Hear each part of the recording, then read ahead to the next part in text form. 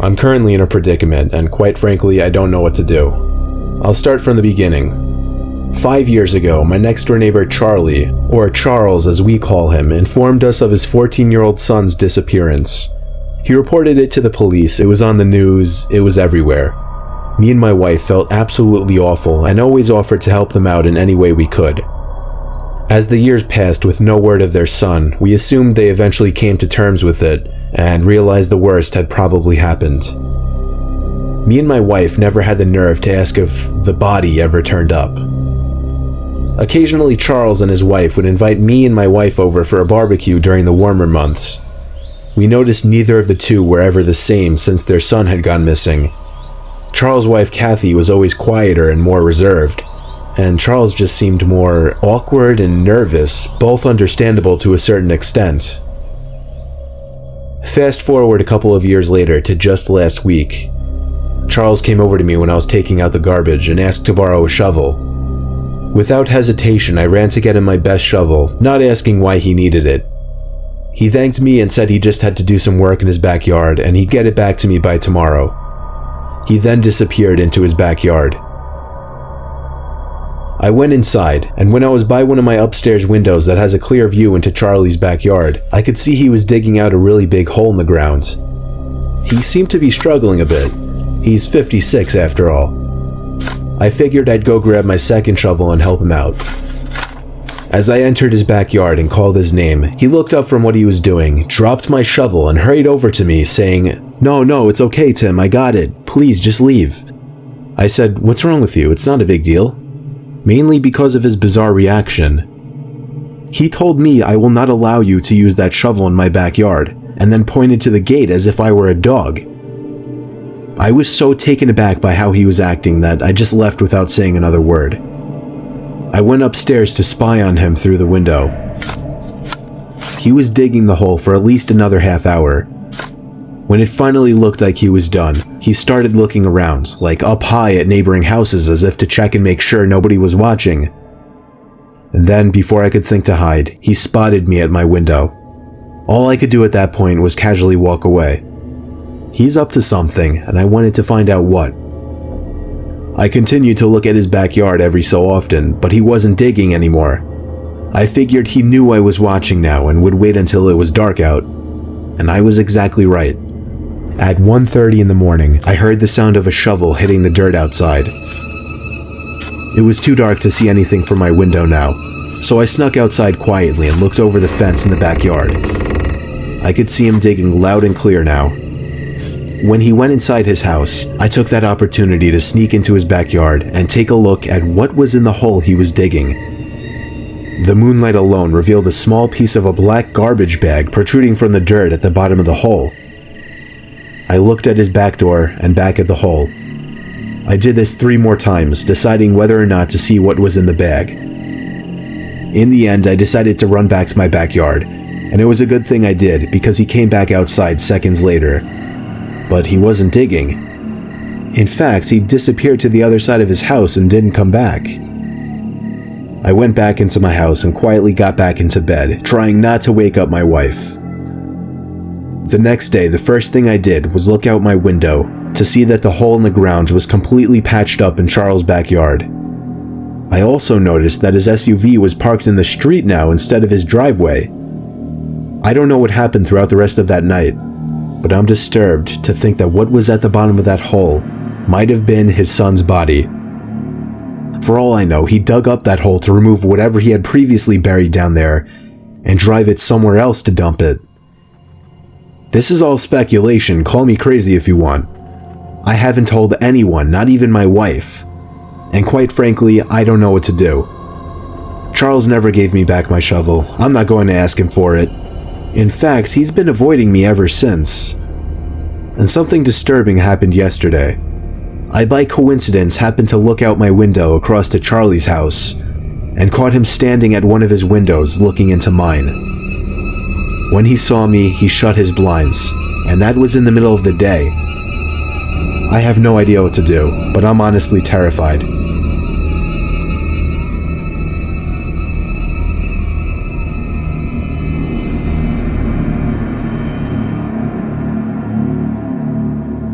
I've lived in 3 houses in my life, 2 with my family and my current house by myself.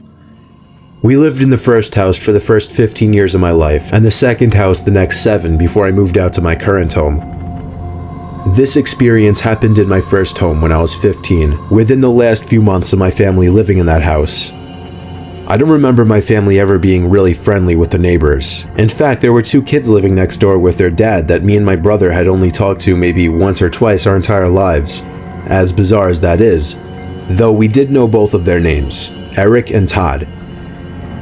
One day, me and my brother, who is 5 years younger than me, were outside playing basketball in the driveway.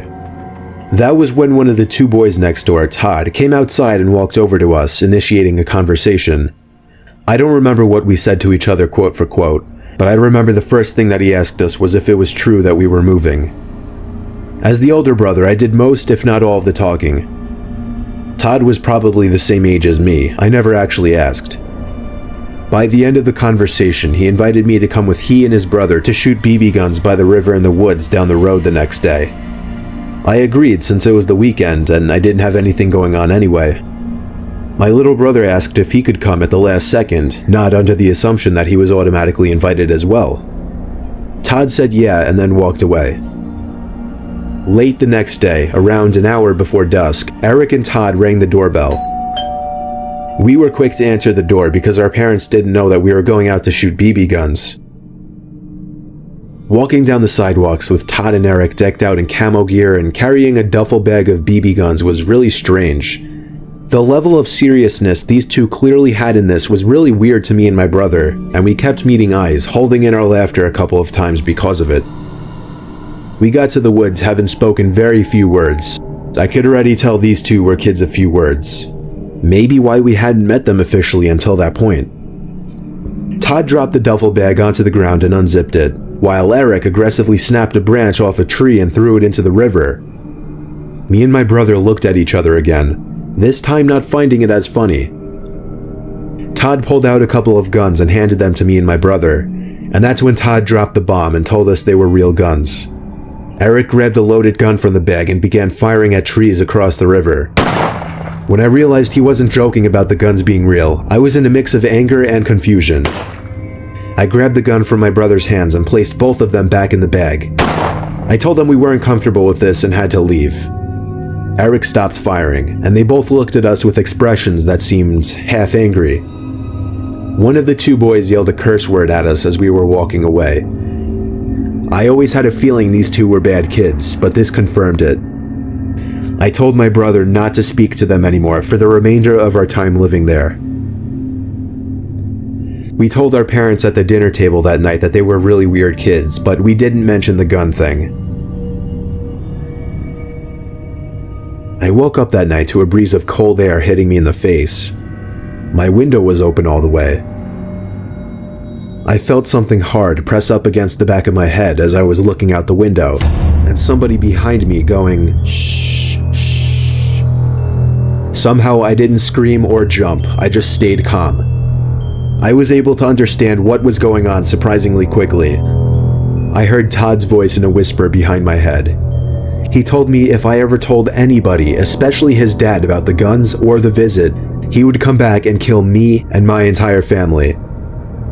I replied in a quiet, shaky voice, "Okay." He pushed my head with his gun before leaving through my window. Every night thereafter for months, I would catch either Todd or Eric at a certain window of their house, looking into either my or my brother's room. Their behavior became more and more strange as we got closer to the date of our move. Just a week before we moved, a rock was thrown at my window one night at like 1 a.m. I opened my window and saw Todd aiming a pistol up at the window, and feeling like I was about to die, I dove for the ground, only to hear the 2 boys crack up in laughter. I heard one of them refer to me as a fucking retard. There were 2 other instances that week where the 2 would harass either me or my brother, and ultimately, I couldn't think of a more perfect time for us to have moved and gotten out of there. After all these years, neither me nor my brother told anybody about the boys or their threats. All I know is those 2 boys were trouble, and it was a good thing we got out of there when we did.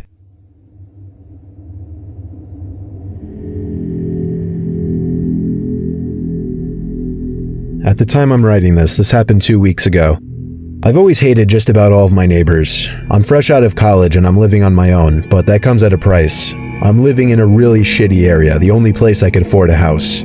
So I'm not bound to have the ideal neighbors. The neighbors on one side always have their music blasting, while the neighbors on the other side are the creepiest people I've ever met in my life. It's 2 people living next door. One woman in her 60s who's not friendly at all and honestly doesn't seem all there, and a slightly younger woman who has some kind of severe mental disabilities. I have no idea what the relationship is between the 2. I would commonly be sitting on my front porch when I'd look over next door and see the older woman holding the younger woman back as she'd be having some kind of freak-out episode. She'd have her arms crossed and she'd quickly rock back and forth while screaming and making noises. Sometimes she'd even look over and point at me and mumble stuff to the other woman. It's quite disturbing, actually. Sometimes I even go inside when I get too uncomfortable. Anyway, it was a night like any other. I had to go to bed early for work in the morning. However, the next door neighbors were making an unusual amount of noise. I could hear the deranged woman screaming and throwing a fit as the older woman yelled in distress. This went on for about an hour and I couldn't take it anymore. I marched over to the house next door and banged on the door. The older woman answered and greeted me with a "What the hell do you want?" I asked as politely as I could to keep the noise down. In response, she raised her eyebrows and tilted her head down, clearly annoyed by my request. Just then, the younger woman entered the living room, screaming "How dare you!" repeatedly. The older woman held her back from approaching me, and then slammed the door in my face. I had no idea what just happened, but I felt like I didn't accomplish what I came there for. I walked back to my bed in defeat. However, I realized they had finally gone silent next door. I was able to get some sleep at last. Well, I woke up, feeling like the night went way too fast. I looked at my clock and saw that it was only 3 in the morning. My head fell back into the pillow in relief, but pretty soon, I thought I could hear something come from downstairs. I got out of my bed and went over to my door just to make sure I wasn't hearing things. When I didn't hear any other sounds, I went back to bed. I woke up once again to a dark room. Only 20 minutes had passed since I'd fallen back asleep. I didn't know what could have woken me up, though. And then I heard. I panicked and tried to find my phone on my bedside desk as a source of light, but when I found it, I didn't dare turn the light on. I looked around the dark room in silence, trying to find some kind of dark figure in the room. I looked at every corner of the room, and even though it was so dark, I could tell there wasn't anybody standing there. This time I heard where it was coming from. I turned to the edge of my bed and saw a black shadowy circle-like object right at the edge of the wooden wall of my bed. When the light of my phone revealed that black object to be the face of the deranged woman from next door, she screamed like the lunatic she was. She screamed as if she were a vampire in the light. I screamed as well. I screamed as I clumsily ran for the door and tripped halfway, looking back to see the woman following me.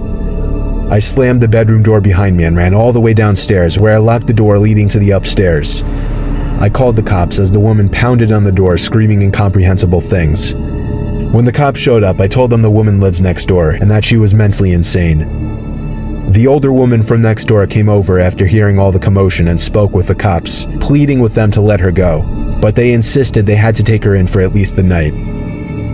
One of the officers asked me if I wanted to press charges, and as he asked this, the older woman gave me the most evil, hateful stare imaginable. I chose not to press charges, but her stare didn't change.